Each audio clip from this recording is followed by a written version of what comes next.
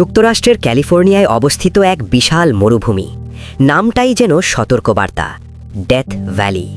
এটি শুধু পৃথিবীর অন্যতম উষ্ণ স্থান নয়, বরং এমন এক অঞ্চল যেখানে মানুষ হারিয়ে যায়, ঘটনা ঘটে, আর কিছু সত্য আজও বলা হয় না। অনেকে বলে এটা শুধু প্রকৃতির নিষ্ঠুরতা, কিন্তু প্রশ্ন হলো, সব রহস্য কি প্রকৃতির ব্যাখ্যাতেই শেষ হয়ে যায়? 1849 সাল সোনার খোঁজে একদল অভিযাত্রী এই মরুভূমিতে প্রবেশ করে। তারা জানত না এই পথই হবে তাদের জীবনের শেষ যাত্রা। পানির অভাব, ভয়াবহ তাপ আর দিক হারিয়ে ফেলা, এক এক করে মানুষ মরতে থাকে। যারা বেঁচে ফিরেছিল তারা এই জায়গার নাম দেয় ডেথ ভ্যালি, কারণ এখান থেকে ফিরে আসা মানেই অলৌকিক বেঁচে যাওয়া। ডেথ ভ্যালিতে গ্রীষ্মকালে তাপমাত্রা ছুঁয়েছে 56 ডিগ্রি সেলসিয়াস, পৃথিবীর সর্বোচ্চ রেকর্ড। এখানে মাটি এতটাই গরম যে ডিম ভাজা যায়, জুতো গলে যায়, আর মানুষের শরীর কয়েক ঘন্টার মধ্যেই ডিহাইড্রেশনে পড়ে। কিন্তু আশ্চর্য ব্যাপার, সব নিখোঁজের ঘটনা ঘটেনি ভেতরের গভীর মরুভূমিতে। অনেক মানুষ হারিয়ে গেছে খোলা সমতল এলাকা থেকেই। ডেথ ভ্যালির ভেতরে রয়েছে কিছু এলাকা যেখানে সাধারণ পর্যটকদের প্রবেশ নিষিদ্ধ। এই জোনগুলোতে জিপিএস কাজ করে না বলে অভিযোগ।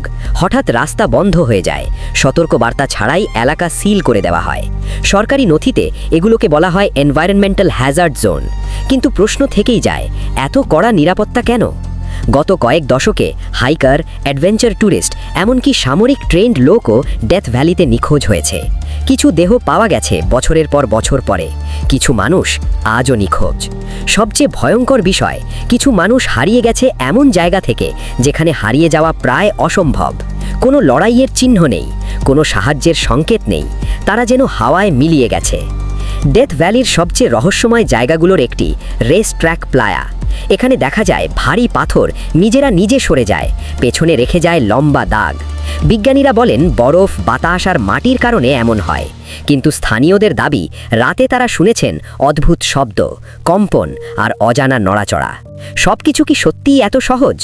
ডেথ ভ্যালির আশেপাশে দীর্ঘদিন ধরে চলছে সামরিক বিমান টেস্ট, গোপন ড্রোন ট্রায়াল, অজানা বিস্ফোরণ।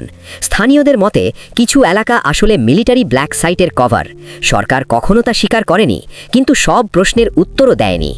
রাতের বেলা বহু মানুষ দেখেছে আকাশে অস্বাভাবিক আলো, হঠাৎ মিলিয়ে যাওয়া উজ্জ্বল বস্তু, রেডিও আর কম্পাসের বিভ্রাট। এরিয়া 51 কাছেই হওয়ায় অনেকে বিশ্বাস করেন ডেথ ভ্যালি হয়তো এর থেকেও বড় কিছু লুকিয়ে রেখেছে।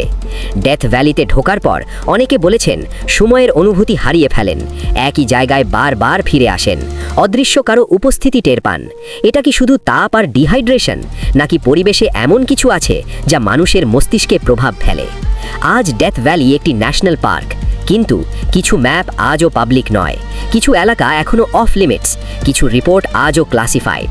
ডেথ ভ্যালি শুধু একটি মরুভূমি নয়, এটা এমন এক জায়গা যেখানে প্রকৃতি, বিজ্ঞান আর গোপন রহস্য একসাথে মিশে গেছে। প্রশ্ন একটাই, ডেথ ভ্যালির গোপন অঞ্চল আসলে কতটা গোপন?